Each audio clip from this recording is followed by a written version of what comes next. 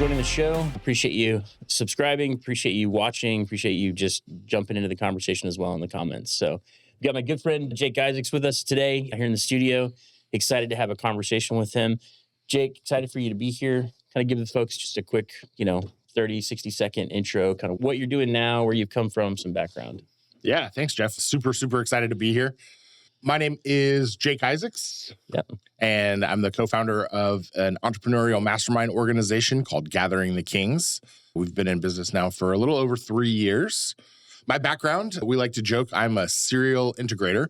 So for those people that are fans of the EOS operating system, my business partner, Chaz, is the visionary of our organization, and I'm the integrator. In layman's terms, Jeff, that means that I'm the janitor that cleans up all of the messes. And I tell people that Chaz is the pretty face that I bait the hook with and go fishing. That's funny. So I've got a background in helping business owners all across the United States grow and scale their businesses. I have always cherished this role as the number two. Growing up in business school, people were talking about how incredible, Steve Jobs and Bill Gates. And, I was more drawn to the Wozniaks and the Paul Allens because they still lived a life of anonymity, right? You could walk into a restaurant and have a nice, peaceful dinner and be, the most powerful, successful man in that restaurant. No one knew who you were. Nobody was the wiser. Yeah, exactly. Totally get that.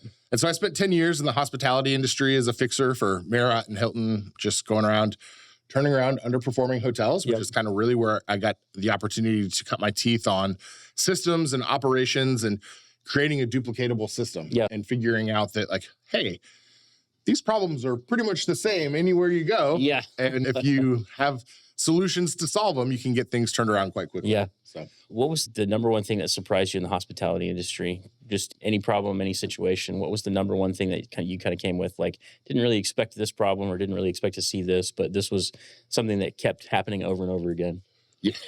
Yeah. Soccer moms suck. That was the takeaway. No, prior to my time in the hospitality industry, I'd done some home service stuff. I'd done some tech stuff. Yeah. And generally in those environments, you kind of know what you're going to get when you're dealing with customers or dealing with people. Yeah. And I was just really shocked at just the level of entitledness and expectations that people would come to a hotel with when they were traveling. That's super interesting. I'm trying to think of break that down on an example of, is it an expectation on being able to do certain things in the hotel? Is it an expectation on the type of service that they thought that they should get or all of the above? Yeah, great question. A lot of times it was, I'm here paying you money. Okay. I expect to be served. Yeah. Like I'm staying at a, 5-diamond Ritz-Carlton hotel. Yeah, right. And it's like, hey, lady, it's like me and the person that picks up the trash, and that's it. Like this, the Holiday Inn Express. Yeah, sorry, we don't have caviar back here to serve you. I don't. That's not included with the continental breakfast. Exactly. That's hilarious. Good, man. That's really interesting. It's funny because, in service-based industries, I think, especially when I think in my feeling of the things that we've done so far, anything you're dealing with in residential, there's always kind of a higher level of and I think it's because it's the person's house, right? Yeah. But it's interesting, for that perspective, because to a certain degree, people are paying to stay somewhere and that kind of thing. But setting those expectations with customers is always interesting, and that's always an interesting conversation.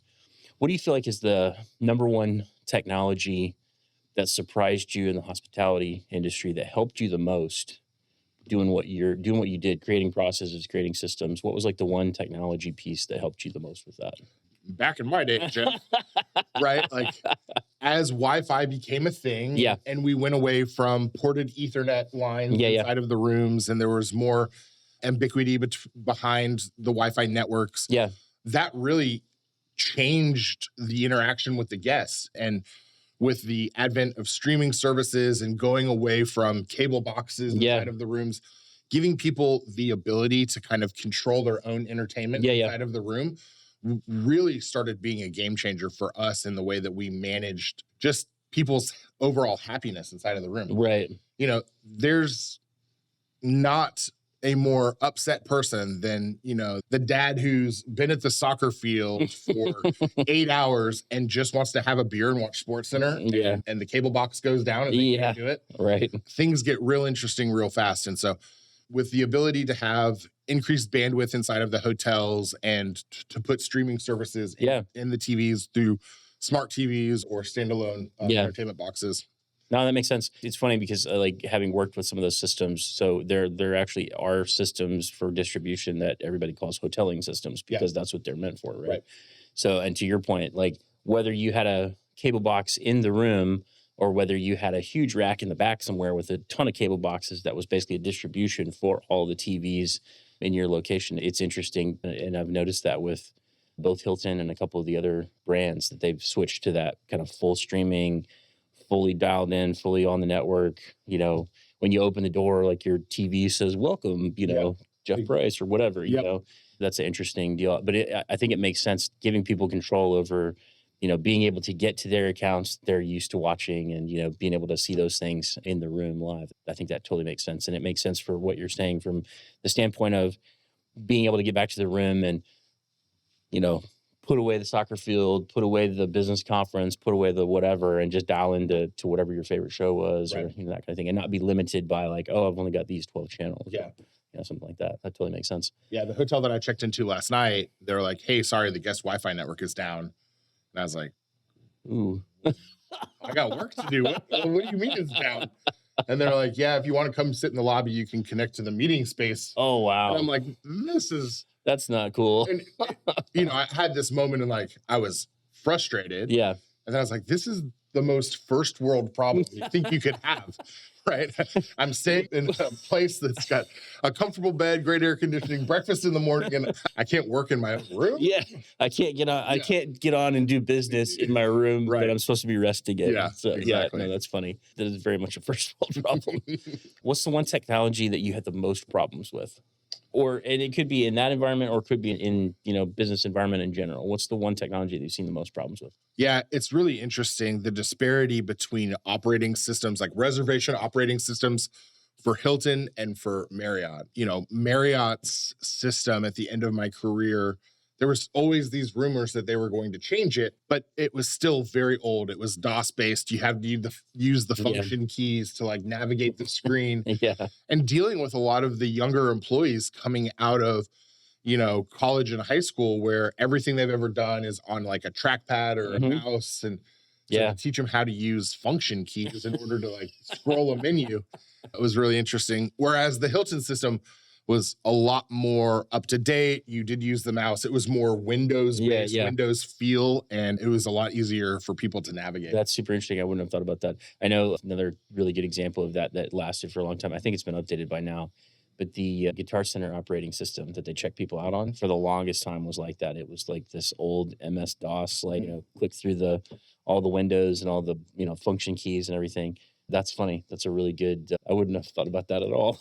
I got to see computers come into my school as a child. And, Oregon Trail was the big deal. But that black and green screen from, those old operating systems, that's the way the Marriott system still is. Yeah. It's just crazy to think. That's super interesting. I would not have expected that. Yeah. It's funny. I noticed I checked into a hotel a couple weeks ago.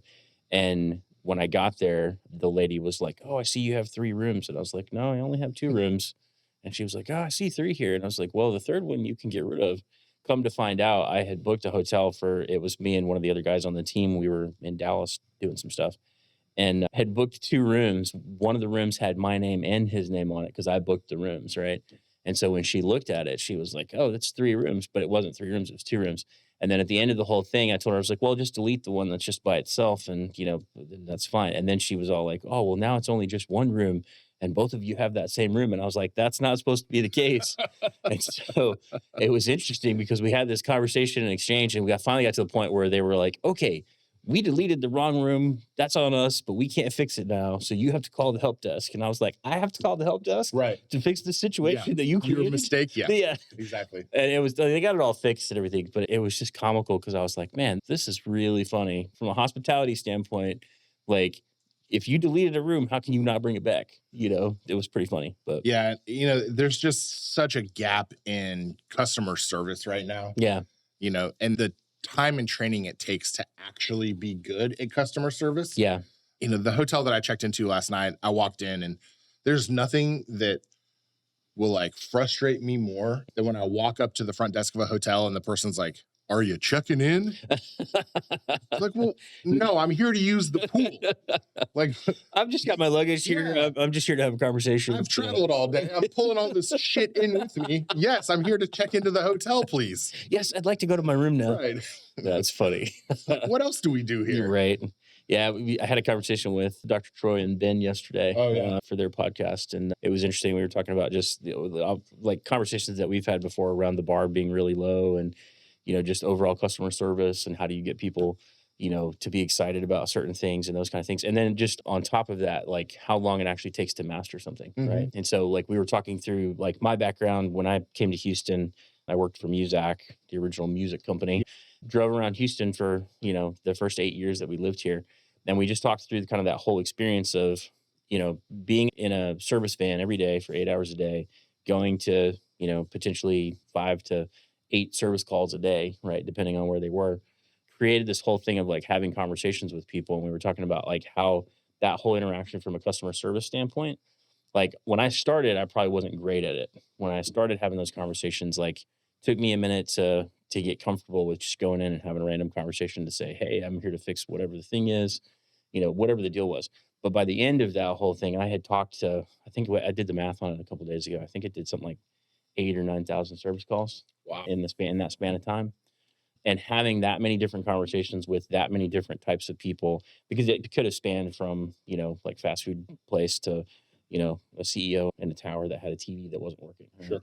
And so spanning those conversations, for me, like being able to have that conversation and being able to do the customer service piece with that many reps behind it, we just talked about the length, like people don't realize how long it actually takes to master something. Yeah. Right. And to really get to a place where you're really good at it and you can walk into any of those rooms and have any of those conversations, right? And I feel like that's one of the things that at least had set me up, for success, and moving forward in what we're doing now.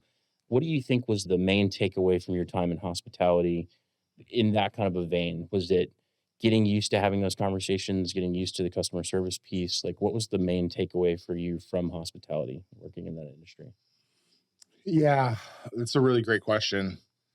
People are simple, I think is the takeaway. Yeah. People are really simple. We have a mutual friend. He is the curiosity coach. Yes. And, when I started talking with Carl and, when he started doing some training for us, he just talks about asking better questions. Yeah. And it's one of those things, Jeff, now that I know that phrase, I can't unsee it in the world. Yeah. The reality is we are just really uncurious about one another, right, as a society. And so if you can create a genuine connection with someone and really ask a well-placed, well-meaning question, right, you can really just like de-stress the situation. You can create that instant connection where now it's not a business transaction, it's like a human transaction. Yeah. And some of the, the best customers or most memorable customers that I had in the hospitality space were people that were dealing with the most tragic things in life.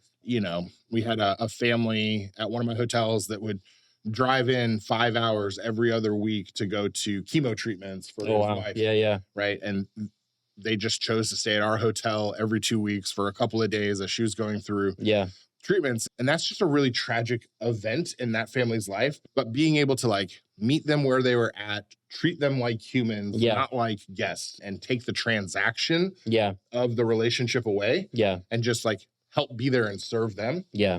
It's not difficult. Yeah. Like, being a good steward or being a good customer service rep is not difficult. Yeah. It just takes practice and it takes those reps like you're talking about. You have to have, you've got to move past the "are you checking in" question. Right.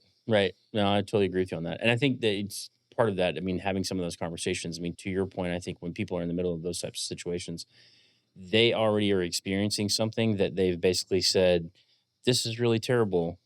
Like, I understand that this is really terrible. And it frames how you look at the world differently. It frames what's important differently. Yes. Right. And so I think in some of those instances, there's probably some folks that, yeah, I mean, people are going to get to a point where they've had enough and they, they can't deal with whatever the frustration is and, they blow up on somebody or whatever. But typically in those situations, I think you're right. I think a lot of people kind of respond more, I want to say more kindly, but that's not really, but they respond more appropriately because at that point they understand like, I'm in this situation in life that's really terrible. Right. And it really puts into perspective what's actually important. Yeah. Right. And I think you're right. I mean, building those genuine connections with people like that and making those things happen is a real way. Will Guidara talks about that in Unreasonable Hospitality. Yeah, that's a fantastic book. Yeah, it talks about, making those moments special, right? Like finding a way to make those moments special. If you overhear something from, from a client or from a guest or from whoever it is, going the extra mile to make that happen, those kind of things. And it doesn't take like a grand gesture. No. Or it doesn't take an environment where like you're in the hospitality industry to show hospitality. Yeah. I mean, you can be a mechanic and, go to Costco and buy a 30 pack of air fresheners. And every time you get done a car, leave an air freshener with a little thank you note. Yeah. And you're going to just 10X your business because now people are being seen and feel appreciated for the transaction that you guys have had. Right. And it's such a small, and to your point, it's such a small deal. Yeah. It's funny, like, I can't even count the number of times I've had this conversation now, but it's like everybody talks about, at least in business that we deal with a lot of the same people, the bar just being so low, right? And things like that you wouldn't think, like, they don't cost a lot of money. It doesn't take a lot of time. There's not a lot of effort in it, but it's one of those things that can make a significant impact in what you're doing. And that goes for any business, right? Any business that you're in, if you can find something like that you can do very simply, that is meaningful, that does have, real value. It may not be like amazing, whatever, like, hey, I'm going to give you a free car. Like that, It doesn't have to be that. Yeah. Right. Yeah. To your point, I think that means a lot to people, these days, especially with just where the world is in general and how people deal with each other, in general. On the entrepreneur side, on the GTK side, what technology are you the most excited about? I think I know the answer to this question, but yeah, it's hard not to be excited about AI. Yeah. Just every single day, it seems like as the use of AI continues to develop and just become more mainstream, it's 10xing productivity. Yeah. A lot of people are concerned that AI will replace humans in the workforce. And, there may be some of that, but it's like anything. When electricity was invented, people were resistant of electricity because they thought, it was controlled by demons. And so they didn't want it inside of their house. And so as we continue to develop as a society and continue to learn and, adapt new technologies, there's always early adopters and there's always slow adopters to whatever that technology is. And if you're not playing with AI on a daily basis right now, you are setting yourself up for failure 5 or 10 years from now. Yeah. I would agree. I think it's filtered into a lot of different things. So we use it. There are a lot of different manufacturers that use it in cameras now, right? Wow. So for video conferencing, like the cameras will have a certain amount of AI in them that will split the image or follow the speaker or, frame the group of people or, some of those kind of things. So there's a lot of AI and audio tuning for rooms and things like that now as well. So once you've set up a system, you just go through and kind of turn it on and say, okay, everything's set up. Kind of go through and tune the system. To your point, I mean, there's still a human interaction there because you've still got to have somebody that can tell you if something's gone off the rails, right? And still be able to kind of point things out that you need to think about or, things that you've got to give time and effort to. It was really interesting. I don't know if you've seen this or not, but so Apple released a bunch of stuff not too long ago because they were waiting to update Siri, right? With the whole, AI update for Siri. And they haven't done it yet because they went through and tested a lot of models and they fed a bunch of puzzles into the models and kind of gave them some specific parameters. And it was a tiered structure. So it was simple puzzles and then it got some more complex and more complex. And it got to a place, kind of towards the middle that they couldn't solve the puzzles, no matter how you structured it, no matter what information you put in there. Even when they put in the information to actually solve the puzzle and the instructions, the things couldn't figure it out, right? So it's interesting to me to see the things that work really well with AI and the things that still at this point, there's got to be some level of human interaction, and it kind of goes back to the, better inputs make better outputs, right? Yeah. I think that is still the case with everything. Same thing in this environment, a better image with lighting and those kind of things in this environment on camera is going to look better on a cheaper camera than a really expensive camera with no lights and no other, treatment or any of that kind of stuff. Sure. And it's because the input is better. Same thing with audio, right? So it'll be interesting to see over the next, couple of years what that actually looks like and when some of those things start to kick over, right? I did an experiment doing some drawings for the type of work that we do. Spent, a week and a half worth of time putting a bunch of stuff into one of the models and said, hey, can you pull this drawing together and, do some things in there. And it was really interesting because the output of it was like, the only way I could describe it is it was almost like you kind of gave all this information to a kindergartner who was all like, yes, it's going to be great. It's going to be phenomenal. Yeah. And then what they handed back to you was just like, okay, here's like 4 circles on a page and some lines. Yeah. And, it was really funny to test that out. But the whole time, what I thought was interesting was the whole time the model was like, oh yeah, we're working on it. It's going to be great. It's going to look awesome. Yeah. Here's what we're working on. It's going to be finished. And it took a week. Like I put all this information in, kept updating it, every couple of days, kept asking questions, kept going through the whole thing. And then when it got to the end, the output was it was hilarious. Yeah. So I think it's going to be interesting to see what jobs do people use the AI functions in? How is it best being used? And what are the things that are going to cause issues, right? Like that. And where's there going to be a level of human interaction still, right? One of the things that I encourage our team members to do is to play with AI in all aspects of their jobs. Yeah. But what I won't tolerate is them turning in AI's work as their own without checking it. Yeah. Right. Like, you know, QuickBooks just did an update where they now have an AI tool. Yeah. That'll pull some different reports and it'll flag things if it looks like it's an anomaly expense or if it's high or low compared to the rest of the other months in your database. And so just working with my bookkeeper on, I want you to lean into that. I want you to use the tools. Yeah. I want you to become familiar with it.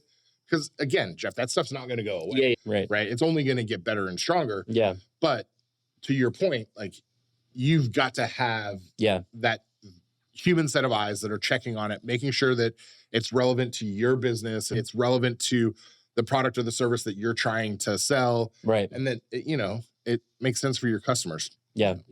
I think it was interesting to see to your point, the way people are using it, right? So the more conversations that I've had with people, it's funny, like how many people will actually just go in there and throw in a prompt of, hey, I need a letter for X, Y, and Z, put this information in there, and then wait on the whatever it spits out, right?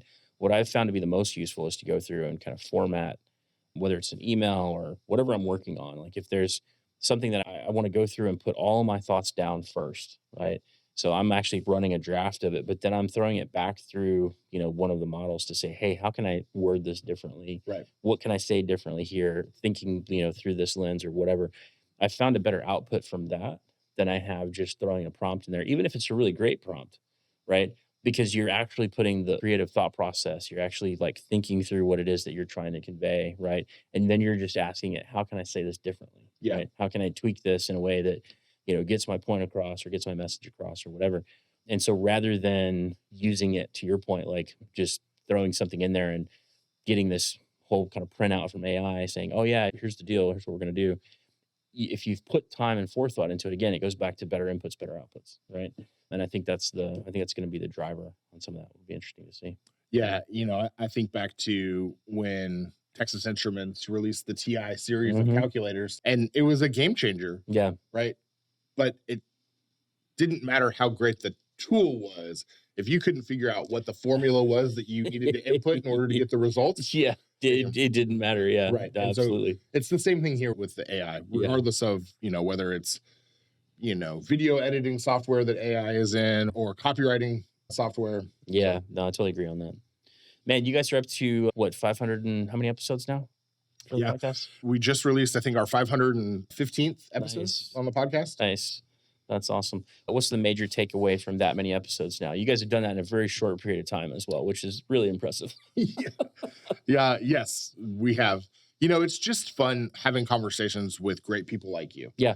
It's having conversations with business owners from all across the United States and the world at this point. We've had a lot of international guests. I think the biggest takeaway is everyone has a story to tell. Yeah. Right? Everyone has a very unique experience. Everyone genuinely wants to give back. If you just give them a platform and ask them the right questions to get them talking about themselves and their experiences, you can actually learn a lot. Yeah, that's awesome. I'm gonna hit you with some questions you may not know the answer to. What's the highest rated show you guys have right now? What's the episode? Most views, put it that way. Yeah. I'm going to come back and probably say something that you're not expecting. We interviewed a guy, and family-owned business. They were crushing it after COVID, and they just grew meteorically fast. Yeah. And the growth outpaced their ability to get funding. Yeah. And so he actually ended up having to fold the business. Oh, wow. And left a lot of his vendors holding the bag on some bills that and that's the number 1 rated episode, because people were trying to figure out how they could find that guy to get a hold of him so they can get paid. Right? So not the answer you're expecting. That's funny. Yeah. That's funny. So, wow, technology at its best. Yeah. We've had some incredible guests. I mean, we've been able to interview Michael Gerber, the author of the E-Myth, Mike McCalloway, Brad Lee. Like, we've had some pretty incredible guests on our show. And it's fun to see how different personalities bring out like, different internet trolls and different comments. And so. Well, and I imagine like each one of those guys probably has a totally separate following, right? And so like they're getting exposed to the channel, but at the same time, it's like, it's funny like how those circles run, right? And like, yes, circles interact sometimes and they overlap and those kind of things. But like, I've definitely found that in the music world and the church world. Like the more people you know, the smaller those circles get. I would not have expected that though. That's pretty funny. Yeah. Where's this guy at? I gotta find him. Exactly. I need my bills paid. So yeah. I need to track this guy down. That's hilarious. Man, on the podcast with that many episodes, how many of the people would you say are very well set up for video?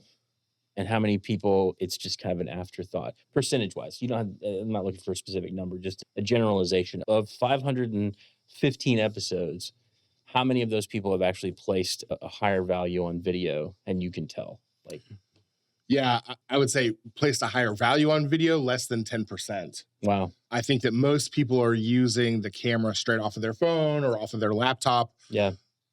The problem with the question, though, is technology has advanced in a way that a lot of that stuff is pretty good. It's pretty passable. Yeah. Where we have seen the biggest issue is with sound. Oh, wow. With microphones, with people just not being able to hear or their voice not being picked up. And if the audio quality is bad on an episode, it makes it almost unwatchable. Right. You can power through a pixelated video. Yeah. But if you can't hear or follow the conversation, people aren't tuning in. Yeah, you might as well throw it out the window. Yeah. I've noticed that we run across that with video conferencing as well. So like if your audio doesn't sound great or, isn't passable, you can't understand what the person is saying.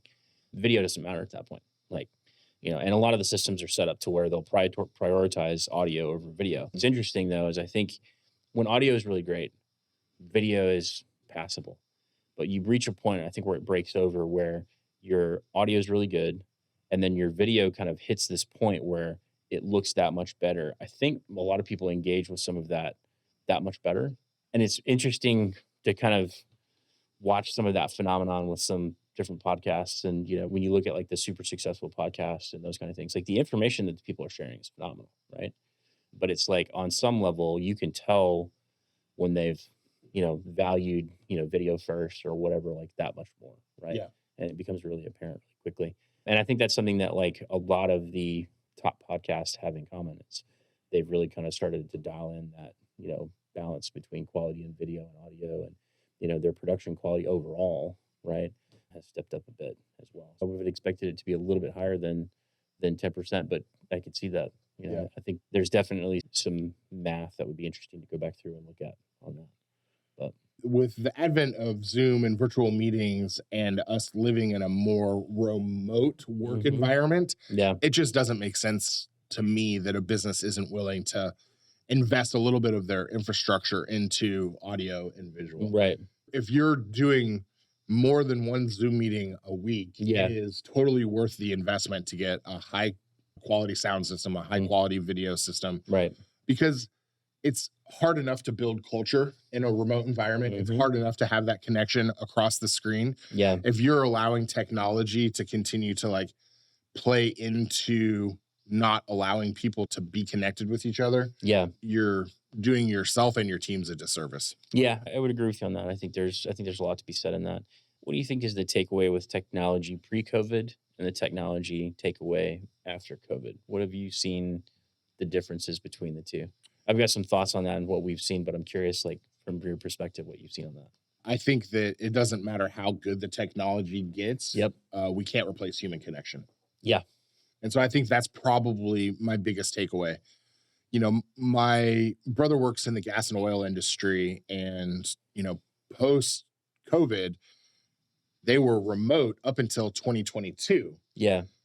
And the company was having the best years that it ever had, right? Mhm. They were able to sell off a lot of real estate and, you know, downsize office spaces, and successfully the crew that was working remotely was having the most successful years in business.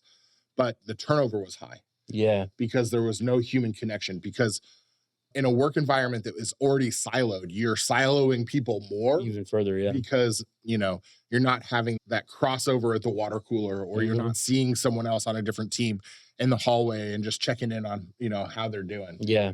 And so the human capital piece, regardless of how good the technology gets and, you know, how, you know, amazing it is that instead of having to jump on a flight to go to Japan, you can have a Just conference jump on a call. call. Yeah. Yeah. Yeah, absolutely. That's never going to replace this. Yeah. Shoulder to shoulder. Yeah, and we've kind of seen that as well. I mean, like it's when people started to go back to office, right, after the pandemic, it was interesting to see how much emphasis was placed on spaces where people could come together, you know, and collaborate or whatever. It's funny because we had conversations previous to the pandemic, you know, talking about collaboration and building systems that, you know, would foster more collaboration, right?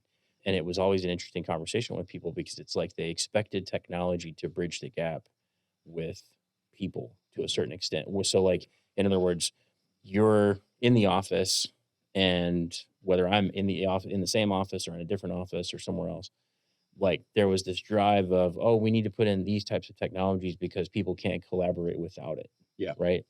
When really it's the opposite is true.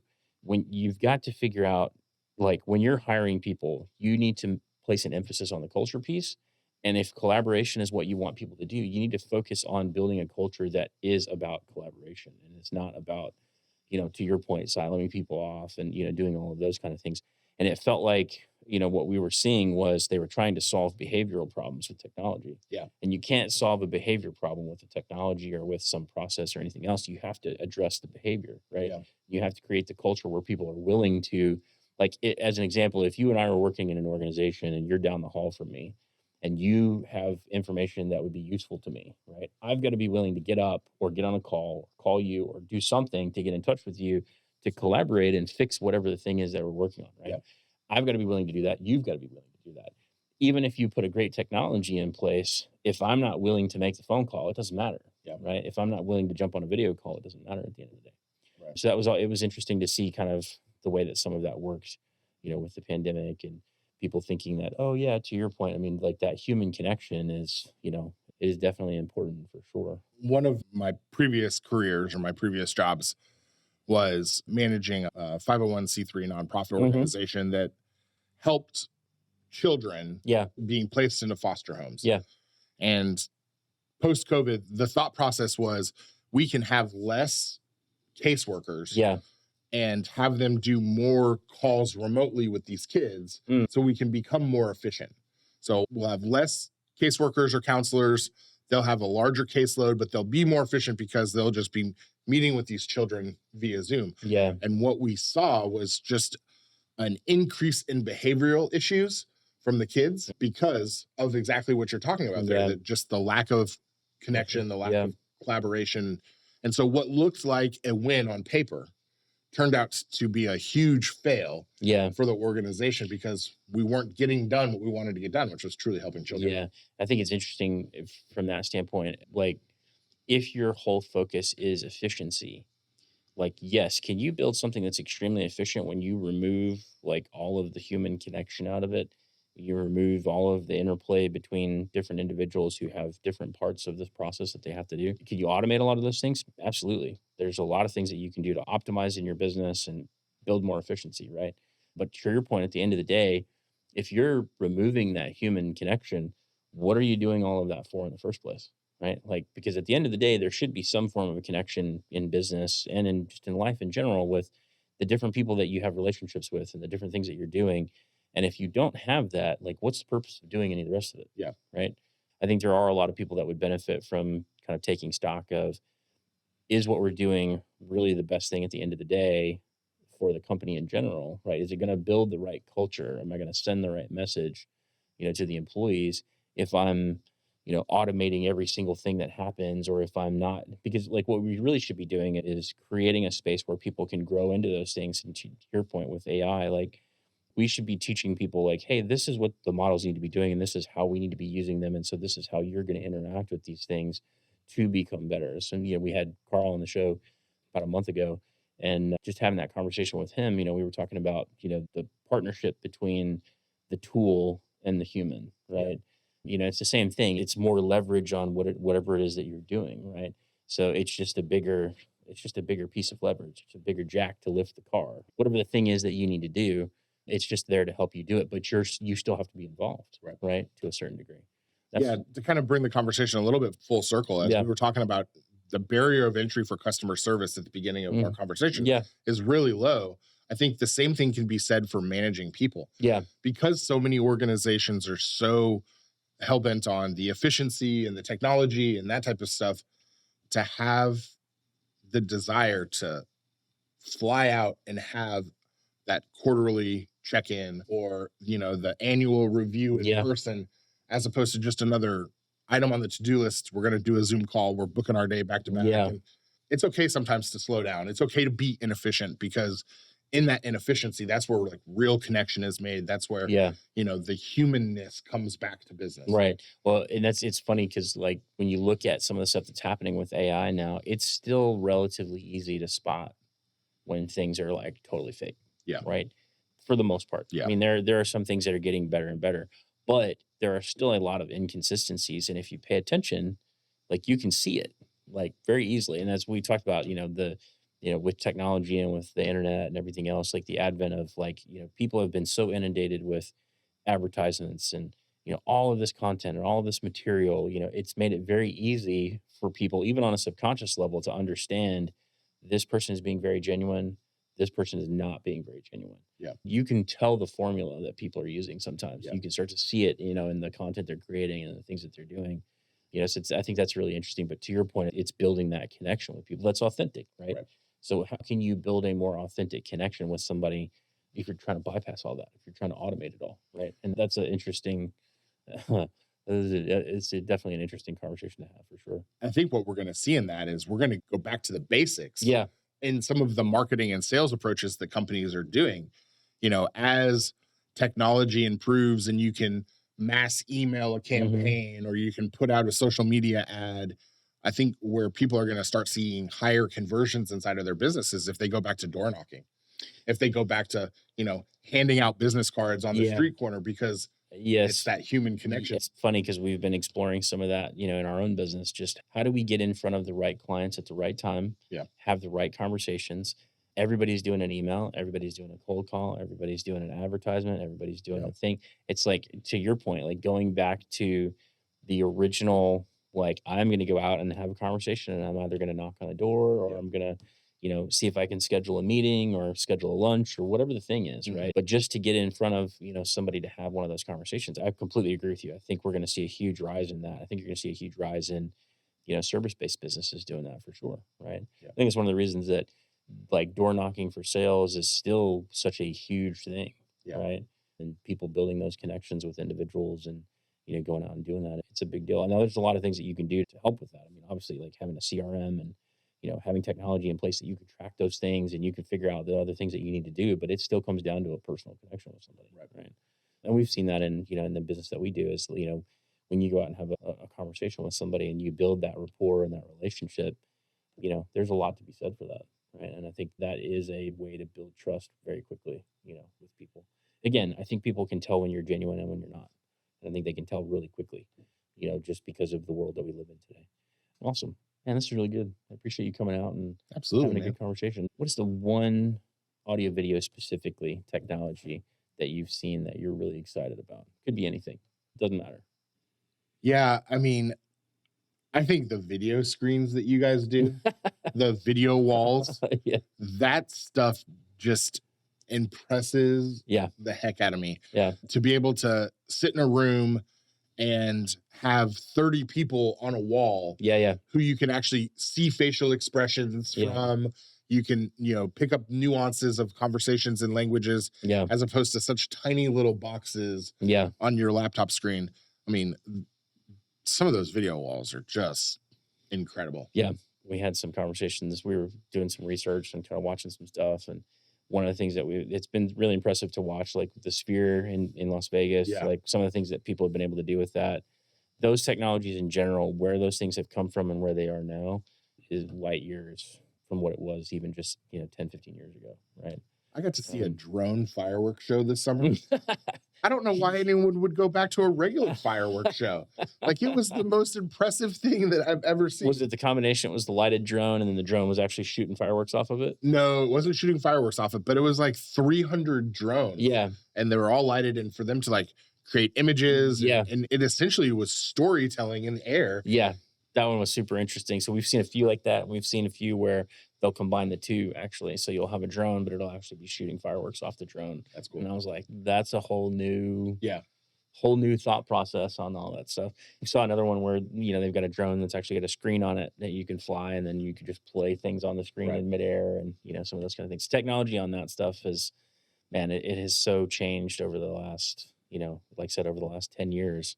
It has become a whole different environment and what you can do with it. On the virtual production side, I mean, there's things that you can do in a virtual production environment now where, we could be sitting here, and if the rest of this was LED, like, you could pan off into the cosmos and see the stars and all these other things in the background, and then be standing in the middle of all of that. And the perspective and the way all of that works is just, it's truly amazing that some of the stuff that you can do with that these days. So, but tell everybody where they can find you guys. If they want to get in touch, we'll add all that to the show notes as well.